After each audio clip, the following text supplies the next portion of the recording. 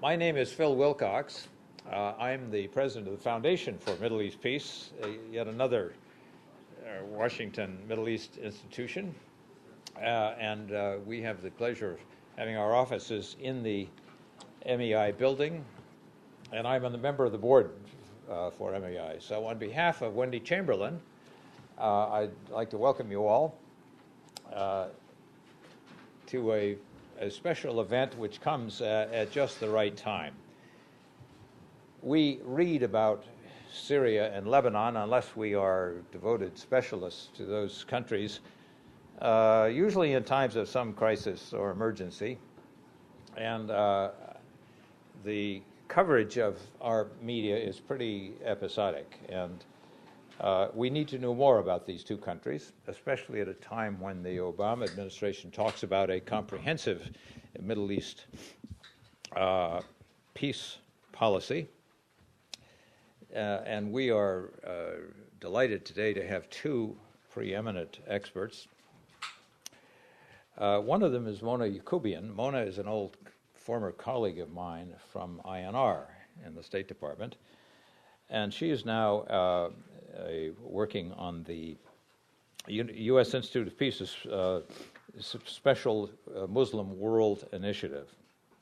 And she is an expert on the Middle East and North Africa. And she is doing work for USIP. She's doing consulting with the State Department, the RAND Corporation, on Lebanon. She also has a very strong background in Syria, having served there as a Fulbright grantee back in the mid-'80s. Mona is a graduate of Duke University, and I can tell you from my former work with her that she's a very keen and much sought-after analyst. Andrew Tabler is with the Washington Institute of Near East Policy. He has an extraordinary background in Syrian affairs. When he finished his studies at Washington and Jefferson University here, and then at the AUC, American University, Cairo, he went to Damascus, and he became the editor of an English-language newspaper in Damascus, Syria Today. And he was also the bureau chief of the Middle East, what is it called, Andrew? The Middle East Times. And in that episode in his life, he became acquainted with most of the leaders in the Middle East. So he's a very experienced journalist. He is writing and will soon publish a book called, I have it written down here, In the Lion's Den, Inside Bashar Assad's Syria. Mona and Andrew are going to talk about the emerging relationship between two troubled countries, Lebanon and Syria. It's a particularly fraught relationship, but understanding it is critical, I think, to getting it right for the United States. So we're lucky today to have these two experts with us. Mona, would you begin with Syria? Our speakers will talk for about 20 minutes each, and then there'll be time for questions and answers and comments.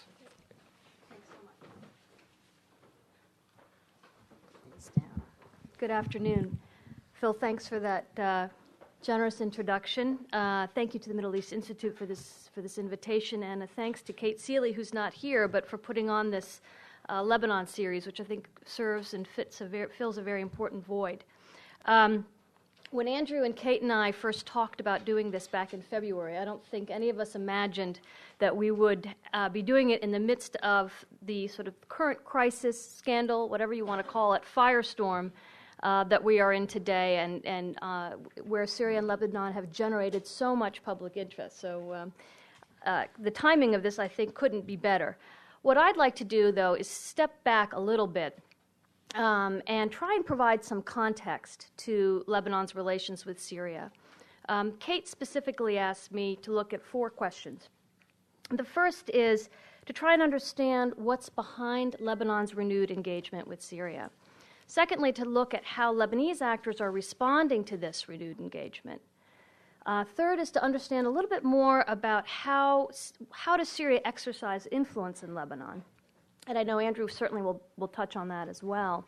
And then finally, to kind of get a sense of where is this relationship heading. So what I'm going to do is right up front give you my 4 bottom lines so that I've said what I need to say, and then, Phil, if I start running over, you just signal me and I'll go sit back down. Basically, these bottom lines essentially correspond to each of those questions.